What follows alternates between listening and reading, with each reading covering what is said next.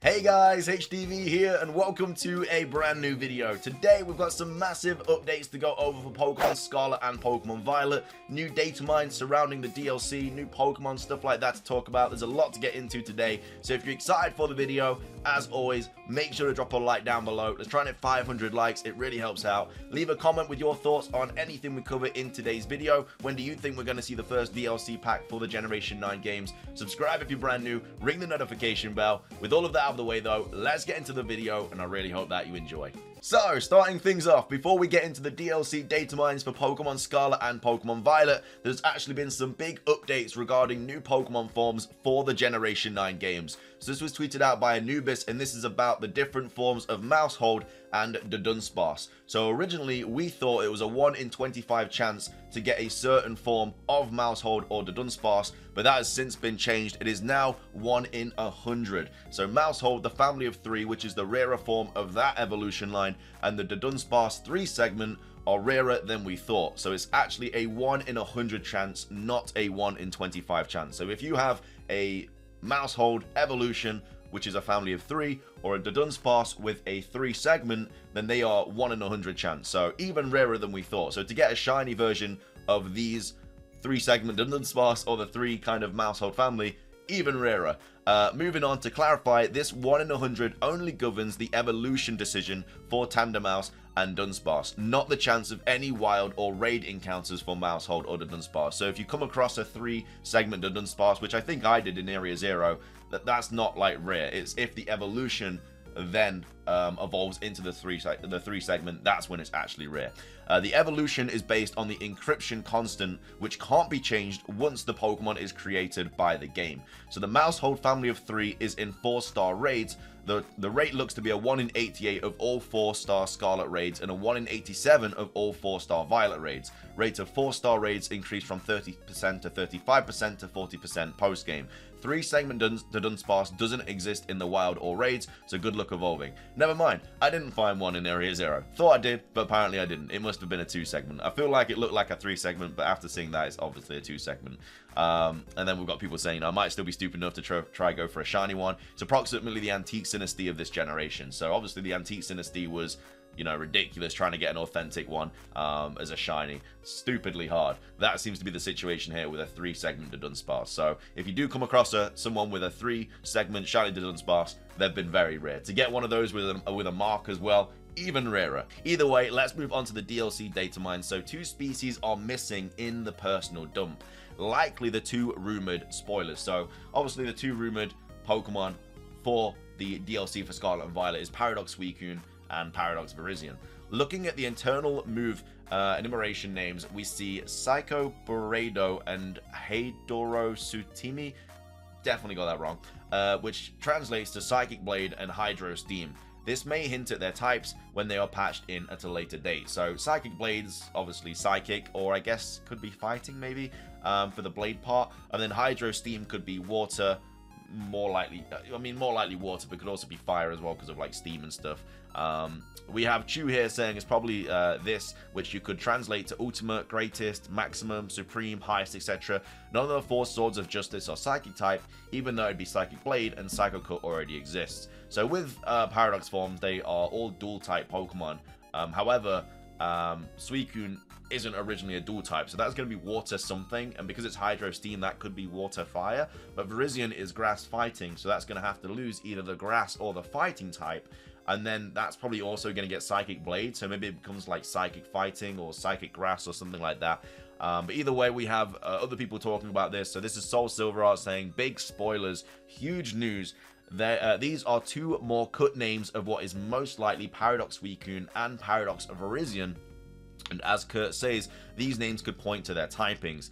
And then we also have Bloon Sanity, saying Psychic Blade is probably a mistranslation. A comment from the thread shows it's Supreme Blade or something similar. It could be a Steel move instead. So Virizion could have Steel in its dual typing.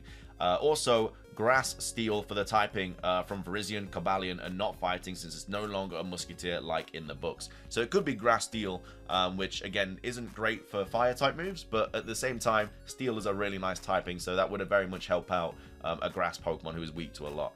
Also, we got Pokestutami saying, very good. I've already mentioned to Soul that Psycho/Psychic is just a possible translation, with the best/supreme being another option. I'm gonna tweet about this when I've got more time and stuff. So again, it seems that the Hydro thing, people have pretty much agreed on that, but of course we already know that Suicune has to be water type anyway, because it's not a dual type, so we can't lose the water typing. So yeah, Suicune is gonna be water something, whereas Virizion is going to be either grass something or fighting something, and that could also be grass steel or grass psychic, psychic, fighting steel. Those are the, I guess, more likely types for Pokemon Scarlet and Pokemon Violet. We also have this as well, tweeted out by Matt, who is another one of the data miners in the community, saying there are a handful of items with data present in Pokemon Scarlet and Pokemon Violet, but they do not function as of version 1.0.1. So the escape rope is in the game. Well, it's in the coding. It's likely left over from Pokemon Sword and Shield, but they obviously don't work in the game. You don't really need an escape rope anyway, because whenever you're in like a cave or something, you still can just fast travel anywhere. It's not like, you know, when you're trying to fly somewhere and it says you can't do that right now. You can literally fast travel anywhere. At least I've noticed that. Like, there's not been anywhere that I can't fast travel out of. I've been in like the middle of a cave at the bottom of like a mountain near the water, and I can still fast travel out. So that's probably why we don't need the escape rope. Next up, we have the Gracidia could perhaps hint at Shaman's return in the DLC. Now, for me, I think all the legendary Pokemon are going to return in the DLC, but Mythical is a little bit of a different question, because in the Dynamax Adventures, that was how we kind of got all the legendary Pokemon back in Pokemon Sword and Shield, which was obviously in the Crown Tundra. So there's probably going to be some sort of way to get all the legendaries back in the DLC for Scarlet and Violet. But Shaman, of course, is a mythical Pokemon, so that could potentially be an event or something. It could return in the DLC. We did just get the Shaman event. Well, I say we just got it. We did get the event for Shaman in Pokemon Brilliant Diamond and Shining Pearl. So hopefully we get some sort of Shaman event or some sort of way to get Shaman in the games. It might just be home compatibility. It most likely will be that case. But either way, could potentially be seeing Shaman in the DLC. Also, as well as that, this is quite interesting. The Oval Charm, the Catching Charm, the Experience Charm, and the Mark Charms likely deprecated in favor of sandwiches. So these are not in the game. You cannot get the Oval Charm, which I think helps with, like, I think the Oval Charm is for eggs. Catching Charm is obviously for catching. Experience Charm is obviously for experience. And then the Mark Charm to get Pokemon more often with, like, marks and stuff. They've all been, like, taken out of the game, probably because of the sandwiches. There are also 2 brand new items which have item sprites but no text associated with them, 1859 and 1816, as well as brand new key item with no item sprites. These could be even more hints at future DLC, but we shall see. So these are 2 items that, again, could be for Virizion and Suicune. It could be for something completely different, but these items very much are likely to something to do with the DLC for sure, 100%, I'm guessing anyway. So that's some really cool DLC updates. We have some more data mined information here about, like, all the different charms and stuff like that. So this was tweeted out by Anubis saying, here are the new ribbons and marks available in Pokemon Scarlet and Pokemon Violet. We don't know how to get all of them yet. The original weather for available starters, time, and rare/uncommon marks from Sword and Shield are in the game as well. Still no word on the Destiny mark. So we have new ribbons and marks in Scarlet and Violet. Hisui ribbon, a ribbon awarded to a Pokemon that poised for a photograph in Hisui in the distant past. We have Paldea Champion ribbon, so obviously a ribbon awarded for being a Paldea Champion with entering the Paldea Hall of Fame. The Jumbo mark, which is a mark of the Pokemon that's the highest it can be, and again, that's like a 1 in 16,000 chance of getting that. Same with the Mini mark as well, a Pokemon for a mark that's the smallest it can be. The Item Finder mark, a mark for a Pokemon that likes to pick things up. We have the Partner mark, a mark for a friendly Pokemon. We have the Gourmand mark, which is a mark for a Pokemon Gourmet. Once in a lifetime ribbon, a rare ribbon found extremely infrequently on Pokemon obtained in a surprise trade. So yeah, I'm not sure how you get that. Maybe it's just like a really low chance of getting a mark on a Pokemon that's surprise traded. We have the Alpha mark, a Pokemon for a mark for a Pokemon that was an Alpha. So this is obviously for, like, home compatibility. You know, when you're bringing an Alpha Pokemon in, it still has the Alpha mark. And then I guess if you put it back in Legends Arceus, I guess it would still be an Alpha. We have the Mightiest mark, which is a mark for a Pokemon caught in a 7-star raid, Terra raid battle. So that's obviously going to be for Charizard when those 7-star raids happen. And then we also have the Titan mark, a mark for a Pokemon that was a Titan. So these are all of the new marks and kind of ribbons in Pokemon Scarlet and Pokemon Violet. And then also note that there is a visual glitch with ribbon/mark display in version 1 and version 1.0.1. They won't show up in a box until fixed.